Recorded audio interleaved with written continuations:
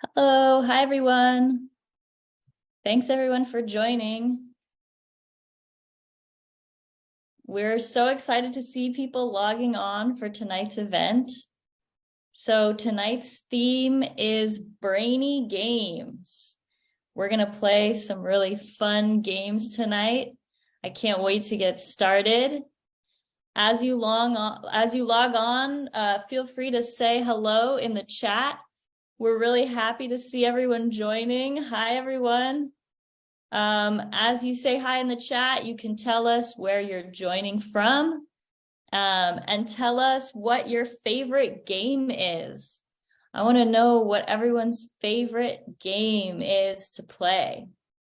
So my name is Julia. I'm going to be your host for this evening. I work with Scientific Adventures for Girls. If you're not familiar with what we do, Scientific Adventures for Girls is a nonprofit working to close the gender gap in science, technology, engineering, and math. So we provide after-school STEM programming to girls and gender-expansive youth in grades kindergarten through 6th grade. So our goals are to increase positive attitudes towards STEM and to provide hands-on learning opportunities for students and encourage lifelong learning of STEM subjects. So even though our after-school programs are for girls, this event tonight is for everybody, and I'm really excited to see you all logging in and telling me your favorite games. I see some people like board games, some people like hide and seek, Candy Crush, love it. So our partner and collaborator for tonight's event is the Lawrence Hall of Science. The Lawrence Hall of Science is UC Berkeley's Public Science Center, and their mission is to inspire and engage through science discovery and learning in ways that advance equity and opportunity. So from camps to classes, chinchillas to circuits, each experience at the Lawrence Hall of Science is designed to encourage exploration and enhance STEM learning. So I want to give a big thank you to the Lawrence Hall of Science and everybody here for being with us tonight. Before we get started, I have a couple of reminders for everybody. Since this is a webinar, we can't see your faces or hear your voices tonight, but we're really excited that you're here with us. You can use the chat function in the webinar chat to say hello to us panelists and the rest of the attendees. And this event, like all of our family STEAM nights, is going to be posted on our YouTube in the next few days.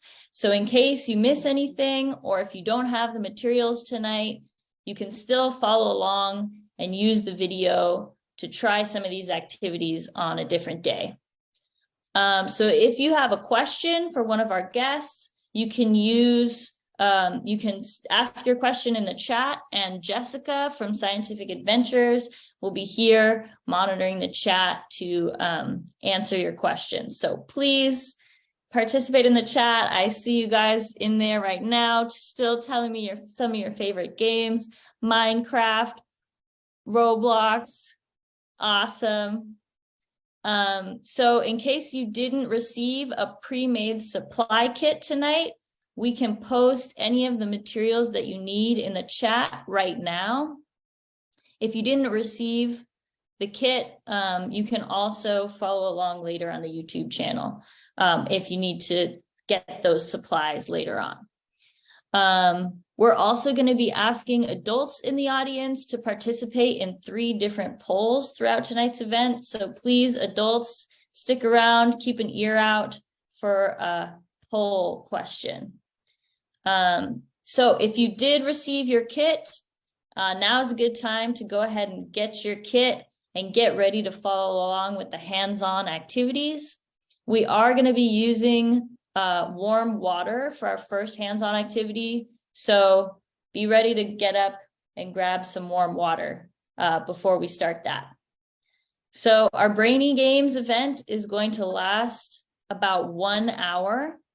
And at the end of the night tonight, we're going to be raffling off some prizes, but you have to be present in the webinar in order to be eligible to win the prize. So make sure you stick around until the end for the raffle. Okay, so we're going to go ahead and get started with our first poll. So adults, please help us out by answering these poll questions for you and your household members. It should just take a few moments for you to fill out these 3 questions. And when you're finished, you can just hit submit. Let's see, what else? What other kinds of games do you guys like? People like Pokemon, obstacles. I haven't heard of that game before. Very fun. Okay, so yeah, just as a reminder, this is our first poll. We're going to have 2 more polls later on. While we're waiting for people to finish the poll, I'm curious, have you guys played any games recently? What kinds of games have you guys been playing? You guys been playing card games? Anybody work on puzzles or play any sports? Oh, somebody played tag. I like Clue. Clue is a fun game someone played recently. Chess, that's another good one. Awesome. All right, so as you guys are finishing up the poll, I'm going to go ahead and introduce our friends over at the Lawrence Hall of Science.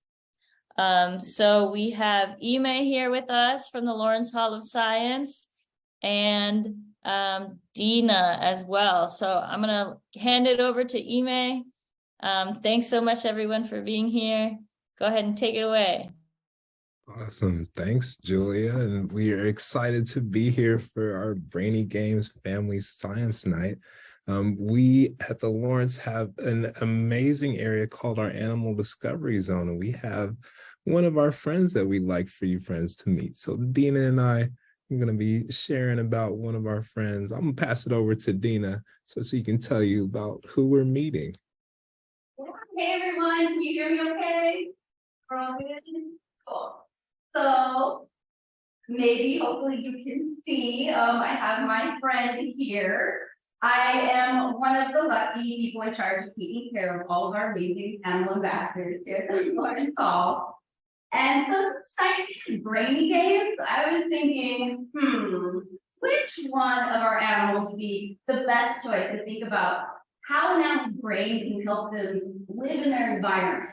And I am just so excited to introduce to you one of my very best friends. This is Paco the chinchilla. He's already posing for you, as you can see. So if you've never seen or met a chinchilla before, well, there's a lot to figure out. If you have met one, you're a lucky duck. So if you haven't heard of them before, let's talk about the things that makes them so special. So chinchillas are originally from South America, where they live way high up to 14,000 feet sometimes. In the highest range is the Andes Mountain. And they are part of the rodent family. So you may be familiar with one of their South American cousins, the guinea pig. Looks very different. And that's because they live in very different environments, even though they're both from South America. But, Paco is a little bit different from his wild chinchilla ancestors, and that's because he's a domesticated pet chinchilla. And this means that he doesn't really have all the skills, knowledge, and instincts that he would need to live in his original habitat. So as caretakers, it is our responsibility and our job to give Paco everything he needs to feel safe, happy, and healthy. So one of the most important things that we need to provide is what we call enrichment. And enrichment is just the word that we use to include mental and physical stimulation. So basically playtime and exercise. And so I'm wondering, if you look around at this whole setup we've made for Paco, what things might you notice about what he needs, what he likes to play with, and what he needs to feel safe? He's kind of showing off right now.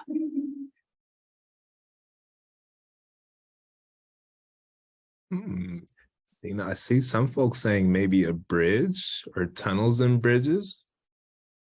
Yeah. Well, he just ran back here. Any other ideas?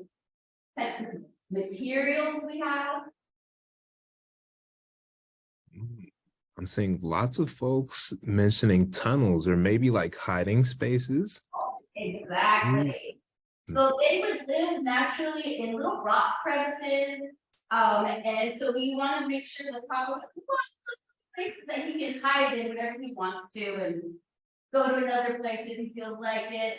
We also have lots of wood because they have these teeth that are always growing, so we need lots of things to chew on. And that's a very, very important one. It's important to his health. And one of the things that we love to give him is a little apple stick. And these are really cute. We give him every day and he'll just chew on the skin. It tastes good. It helps wear his teeth down. And the funnest thing is that he's got these awesome little hands and he can hold it. So I think another really important thing is giving them things, mental stimulation, so things they have to figure out. And for animals, one of the biggest motivating factors is food, right? We all love food, we all love treats. And chinchillas have a very specialized digestive system, so they can't have the types of sugary treats that a lot of other animals can have, like fruit. And so we have a very special collection of things. And I'm thinking, try a brainy game with Paco himself. I've got a few different food items here, and I'm gonna hide them in this little puzzle board activity. So I want everyone to listen to the items we have and put in the chat what you think Paco's gonna pick out of all these items. So first we have a pumpkin seed. I have that in there. Then we have some dried flowers and herbs, like rose, hips, and lavender. Next, we have this is like a little grass cookie, basically. It's made from hay. Oh, I think he smells the tree. And finally, our last thing we have is a dried berry. It's called a goji berry. Maybe you've heard of these before. They're not as sweet as other berries, so they're a lot safer. Okay, so I'm gonna put these here. Any ideas on what you think he's gonna pick? Ooh, I'm seeing some good guesses coming in so far. Kamaya and Cookie are thinking maybe the pumpkin. See, Hannah said maybe the plants. Okay. Sierra's thinking the dried herbs and flowers. So a couple good guesses so far. I think he's aware that we've got some treats here. And now we just have to see if he's willing to forage for them, which is really just kind of looking for things that are tasty and yummy. Maybe we show it in film. I think Paco just wanted to pose for the camera. He's looking good right now.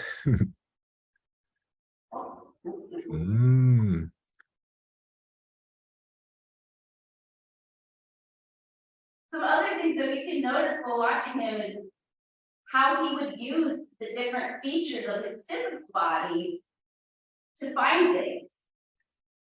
And so we already saw he's got those nice little hands that he can use to grip items.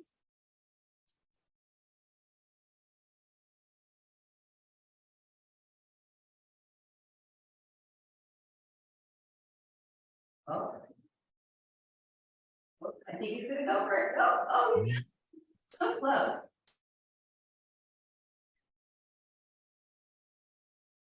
We can get him to just take one of these tops off. It will be a success. Oh. No. Okay. Let's help him out a little bit. I'm gonna take off some of these tops and see if he wants to pick one himself. Okay. Where you gonna go? Oh, okay. Pumpkin seed, that was the winner. That pretty much seems to be all he's interested in. Whoever's the pumpkin seed, you were right. That is one of his favorite treats. Oh, I think he found some other one to get in here. So I think another difference between Paco and wild chinchillas is that wild chinchillas live in really large groups called herds. And that means they're really social animals. So they really look forward to hanging out with their friends. And so you might find them running or chasing each other, foraging for food together, grooming each other, and even keeping each other safe from danger. So speaking of grooming, this is one of the coolest facts about chinchillas is that they cannot ever get wet. So they never take baths, at least not in water. But since they come from the Andes Mountains where there's lots of volcanic ash and dust all around their natural habitat, they have learned that you can take a dust bath and stay just as clean. And it's not that crazy, really. If you've ever heard of dry shampoo, it's a little powder, and you don't have to wash your hair. Kind of the same thing for chinchillas. And they just have a natural instinct. The second they see that ash, they know they want to roll around in it. So I'm going to give Paco his dust bath, and we'll see. Oh, he just did. He took the little grass cookie. Now he's just being a hungry man. So this is one of the coolest things. Are you feeling dirty? This is really important because it keeps their fur clean and oil-free and just overall healthy. But he's so busy eating, I don't know if he wants to take that. Let's take that.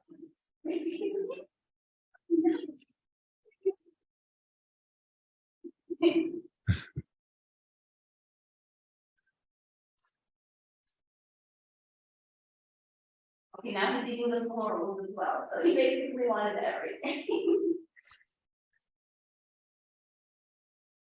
Well, while we're waiting to see if he's gonna decide to take a bath, are there any questions that people have that I might be able to help answer? Oh, I saw one of our friends ask what would happen if Paco got wet. If he got wet, well, the biggest problem is that their fur is so dense that it would have a really hard time drying.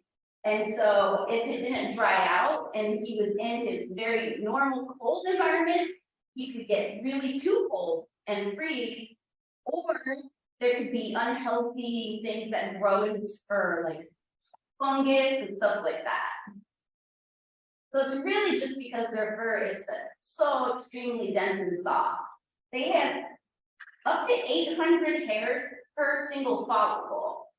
It's pretty impressive. That is. I think we have time for maybe one or two more questions. I saw a couple folks asking, what's his name? We're looking at Paco, our chinchilla from the Animal Discovery Zone.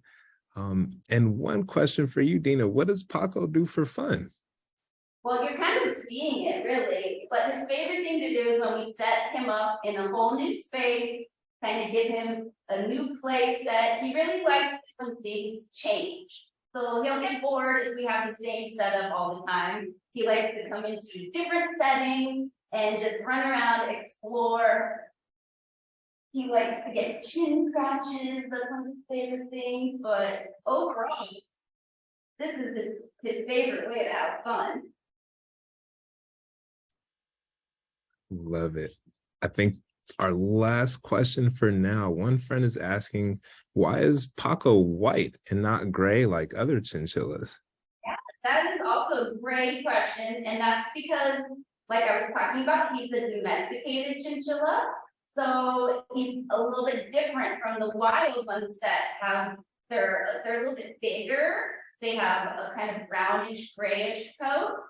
But because these guys have been domesticated as pets, that means people have been breeding them to have all different kinds of colors. So there's black, there's gray, there's even what they say is called lavender, there's black and white spotted, and so that's all really fun. And that's what makes them so different from the wild chinchillas out there. That is awesome. I see there's lots of great questions about Paco, but I want to save some time so we can play some more Brainy games. But friends, if you ever want to meet Paco or meet Dina in our Animal Discovery Zone, come and check out the Lawrence Hall of Science and come see it for yourself up close. But thank you guys for having us. I'm gonna go ahead and turn it back over to Julia. Great. Thank you so much, Ime. And thank you, Dina, for introducing us to Paco. What an adorable chinchilla. I'm so glad we got to learn more about Paco and chinchillas today. That was so much fun. Okay, so next on our agenda is our first hands-on activity. So for today's activity, we are going to make our own bouncy ball. So we're gonna make a bouncy ball like this, and it's gonna bounce. So to get started, you guys are gonna use the materials that came in your envelope in this plastic bag. So the materials that we have to make our bouncy ball are 2 plastic cups like this. We're gonna set these down here. We're gonna use a measuring cup. We're gonna use a stir stick. We're gonna use some glue. And we're gonna use borax and cornstarch. And in this activity, we're also gonna use some warm water. So if you don't have water, go ahead and get a glass of water to use for the activity now. It's okay if the water isn't super warm. Regular room temperature water should also work just fine. Alrighty, so we are going to use chemistry to make our bouncy balls today. Does everybody know what chemistry is? Can somebody tell me in the chat, what do chemists do? What is chemistry? Anybody know? Science. Yeah, so chemistry is a type of science, and it involves measuring and mixing chemicals together to make new chemicals with new properties. So that's what we're going to do today. We're going to take our glue, our borax, and our cornstarch, and we're going to make ourselves a bouncy ball. Exactly, reactions. All right, so is everybody ready with their materials? We are gonna so our first step is gonna be to take one of these plastic cups. So everybody take one plastic cup, and the first thing we're gonna do is add 2 tablespoons of water. If you guys have a measuring cup that looks like this, it doesn't have tablespoons, it has milliliters. So we're gonna use 30 milliliters of water. Basically, we're gonna fill this whole measuring cup up with water, and we'll put it into this plastic cup. So now we have a cup with water in it. And the next thing we're gonna do is find our borax. So you should have 2 Ziplocs with different solid powders in them. One of them says corn S. That's cornstarch. We're going to use the cornstarch later. So everybody put your cornstarch bag to the side. We're going to take the other bag. This has borax in it. And we're going to pour all the borax into the cup with our water. And we're going to take our stir stick and stir this together. So try to get all that borax dissolved into the water. So use all the borax that's in your bag. If you didn't get a kit, this is a ½ teaspoon of borax that we're adding to 2 tablespoons or 30 milliliters of water. So Does everybody have this borax solution? When we dissolve something into a liquid, it's called a solution. So this is our borax solution. We're going to take our borax solution and just set it to the side. We're going to take our other cup, so this empty cup, and we're going to mix together our colored glue and our cornstarch. So you have a lot of colored glue. We don't need all the glue. We just need 1 tablespoon of glue. So I have a math question for you all.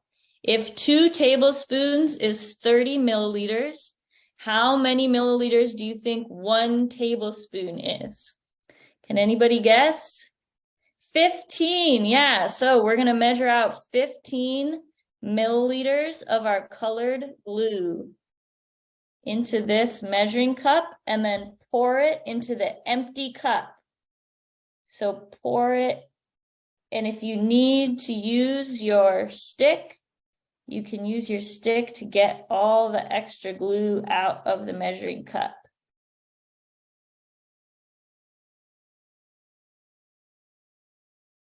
So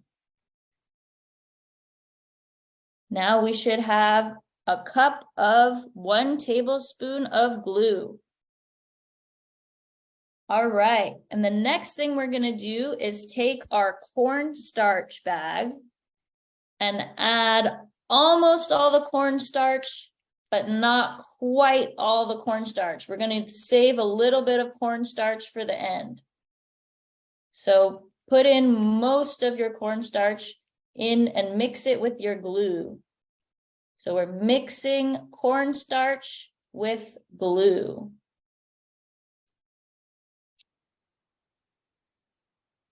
And saving a little bit of cornstarch in our cornstarch bag.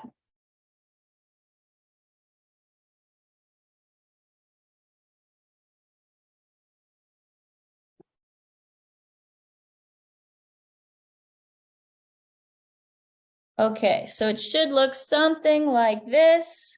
We've got our cornstarch and our glue, and then we can take this stir stick and mix the cornstarch and the glue together. So we're gonna mix it together like this.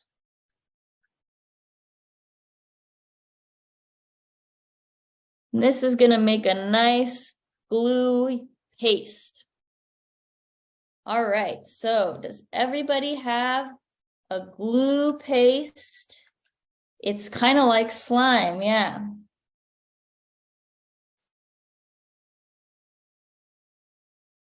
All right, so now we have a cup of glue and cornstarch and a cup of water and borax.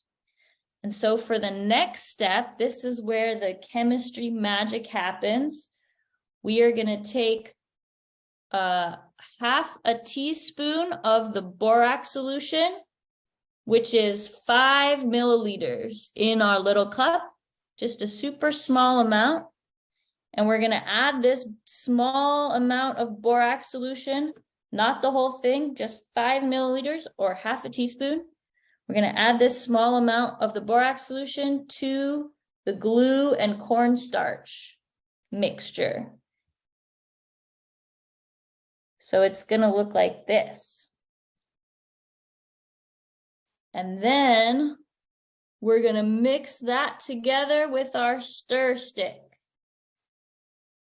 Mix it up a little bit and then wait and let it react.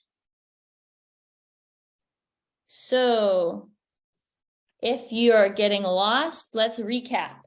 We mixed water with the borax to make a borax solution.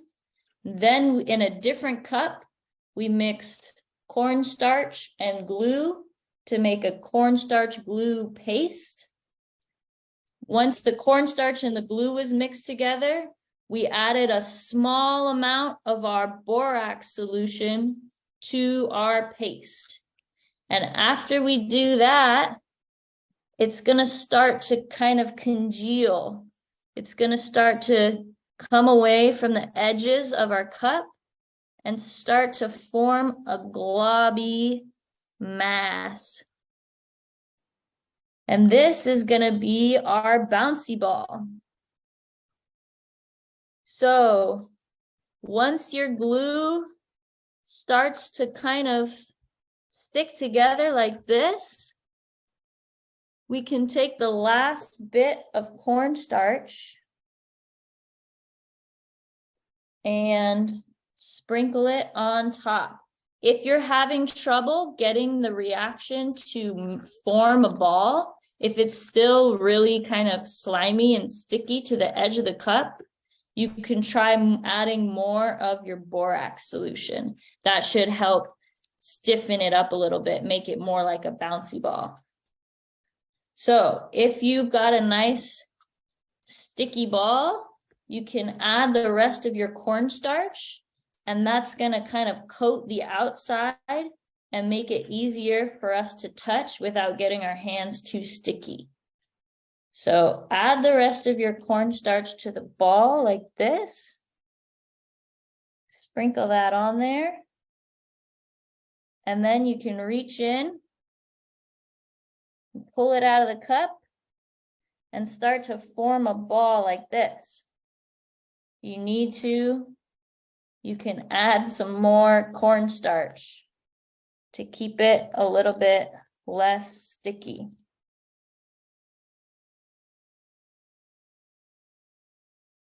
There you go. And then roll it around in your hands to make a nice bouncy ball. And then see if your ball bounces. Can anybody get their bouncy ball to bounce? What color is your bouncy ball? Let me know in the chat if you're getting a bouncy ball that bounces. And what color is it? Very fun. I see green, I see purple. Awesome. All right. So if you guys are finished making your bouncy ball, we're gonna go ahead and move on to the intermission. So you guys can get up, sing and dance along to the intermission song. You can bounce your bouncy ball along with the song. Adults, we're gonna do our second set of poll questions during the intermission. So why don't you go ahead and answer our poll, and then when you're finished, hit submit, and then enjoy the rest of the intermission song. ABC Kids!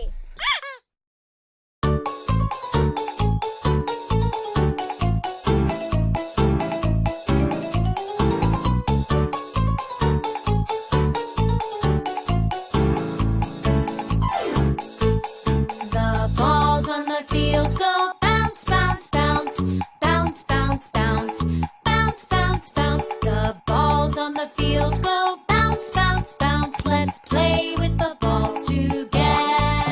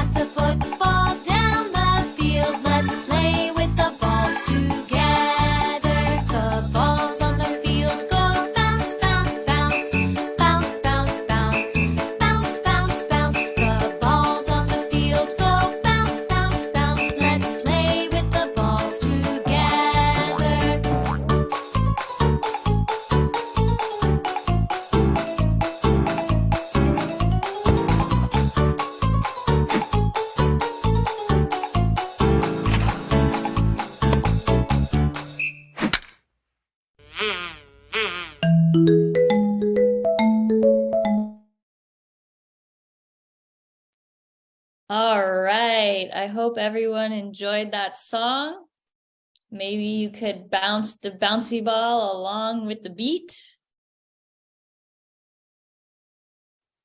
Okay, it seems like a lot of people got their bouncy balls bouncing, so that's great. All right, so we are getting ready for our second activity of the night. So our second activity is to build a catapult. Does everybody know what a catapult is? Can somebody tell me in the chat, what's a catapult? What does a catapult do? What do we use catapults for? Does anybody know? Oh yeah, it's like a slingshot. It launches things. Yeah, exactly. Use it to launch cannonballs or throw things. Yes, so we're gonna make a catapult to launch some things. And the materials that we're gonna use for this activity are 10 large popsicle sticks. So you guys can unbundle these popsicle sticks or these wooden sticks. So we've got 10 of these. We're going to use those. So set those aside. We're going to need some rubber bands. Should be able to do this with 4 rubber bands, but if you've got some extras in your kit, you can see how you can use those extras. So we've got rubber bands. We will need a plastic spoon for our catapult. And you guys should all have pom-poms in your kit that you can use to launch with your catapult when you're done. So the first step in making our catapult is going to be to take our spoon and one of our sticks and put them together like this, so that the spoon is right off of the edge of the stick. This is going to be how we launch our pom-poms. So put them together like this, and then take a rubber band and wrap this rubber band around both the spoon and the stick to tie them together. So to do that, you can pull the rubber band to the side, twist it, and then put it back over the spoon and the stick. So I'll show you guys again from the beginning. If you don't have rubber bands, maybe you can use some tape to tape the spoon to the stick. So to start off, we're going to put the rubber band around both the spoon and the stick like this. Then we're going to twist it and then put the stick back through the hole. Twist again, put it back through, and then keep twisting and wrapping until we have the spoon attached to our stick like this, nice and sturdy. Our next step is going to be to take a second stick and put it behind this first stick.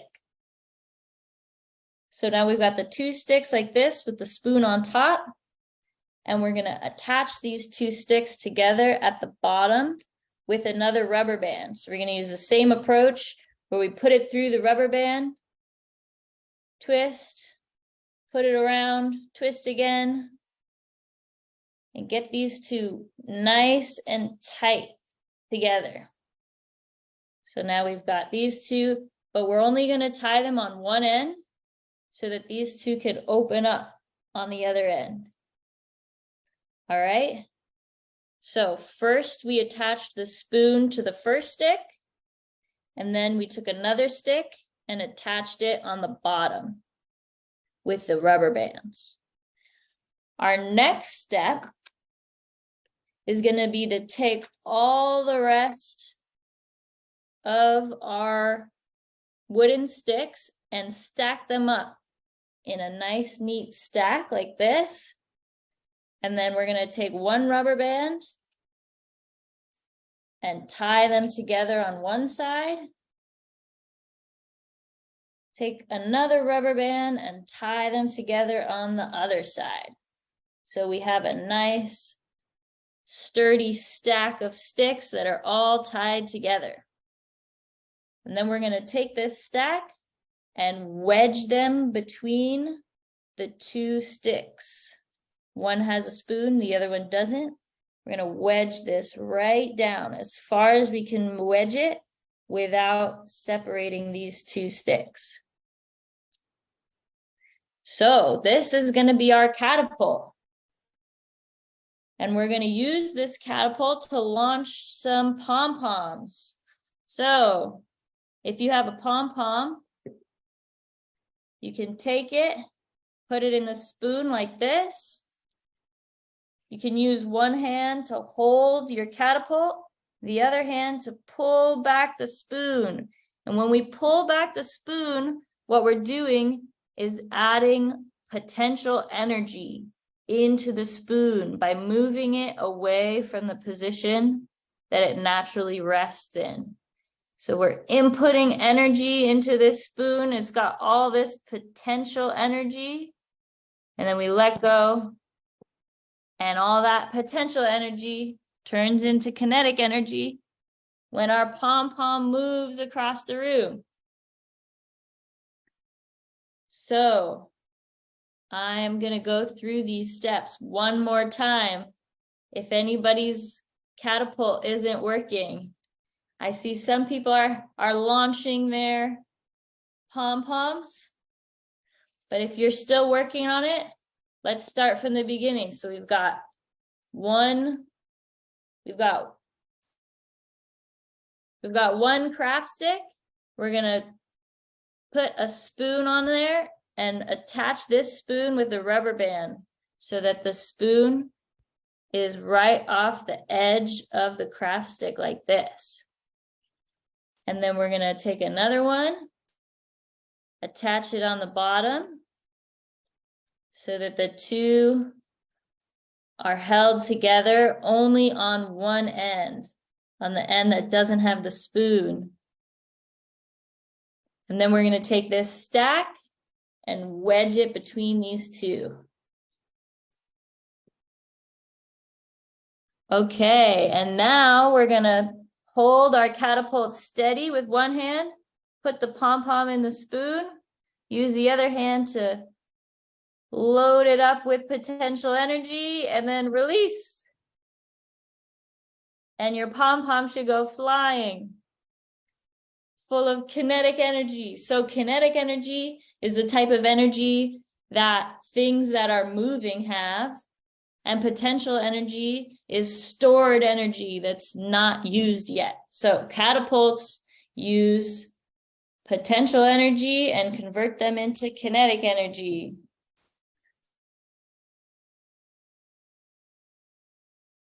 Does anybody have 2 different sizes of pom-poms in their kits?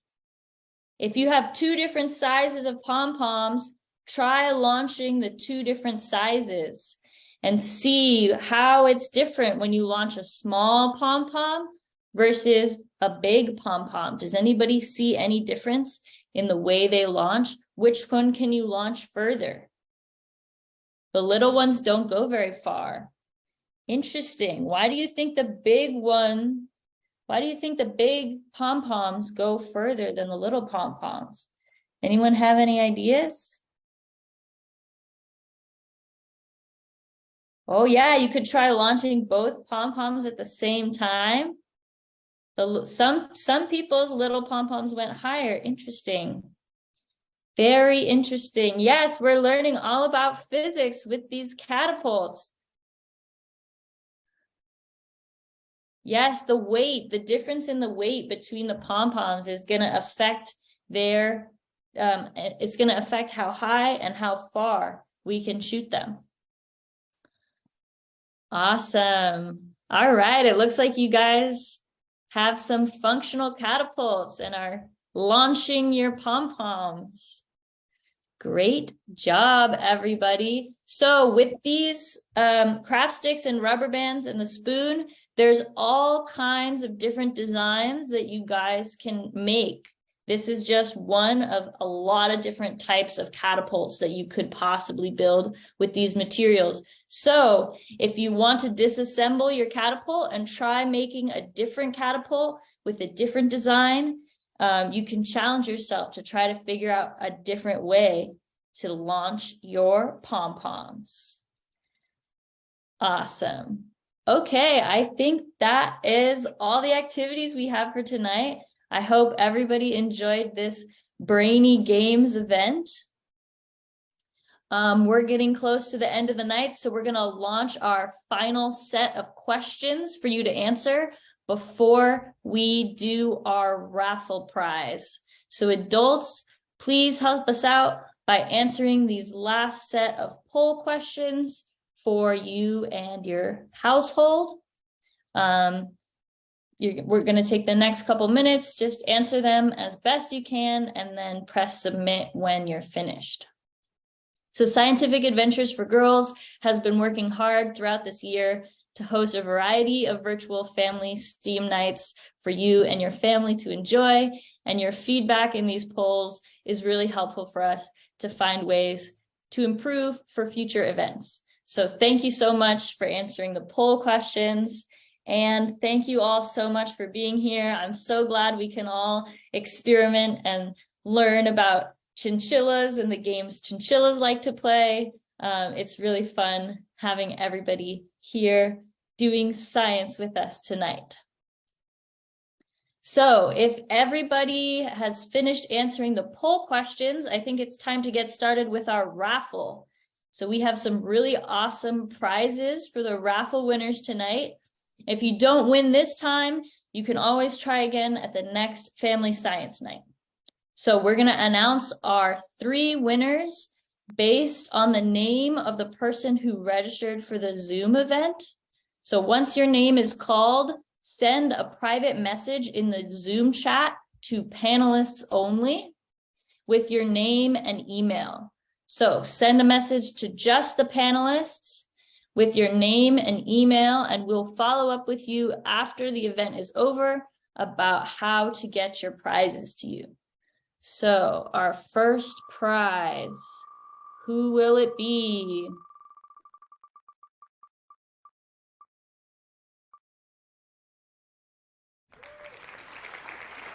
All right, so this is our first prize winner. If you see your name come up as a prize winner, send a message to panelists only with your name and email, and we will reach out to you about your prize. All right, this is our next prize winner. Congratulations. Send us a message to just the panelists with your name and email, and we'll reach out to you about your prize. Here's our last prize winner of the night. Congratulations. Okay, so if you saw your name for a prize winner, please send us a message with your name and email, and we'll let you know how to get your prize. So congratulations to all the winners. Thank you everyone so much for joining us this evening for our Brainy Games event. Thank you so much to the Lawrence Hall of Science for collaborating to put on such an exciting event with us tonight. So feel free to check us out on all of our social media pages. We've got Facebook, we got Instagram. You can check out our Scientific Adventures for Girls website and follow along as we continue to bring science into your home. So if you'd like to stick around, I think we can answer some of the questions. If you have any other questions for us, feel free. But otherwise, I think we've had a great night playing games and building some new toys to play some more games. So thanks so much, Ime, and thank you to everyone who is joining us.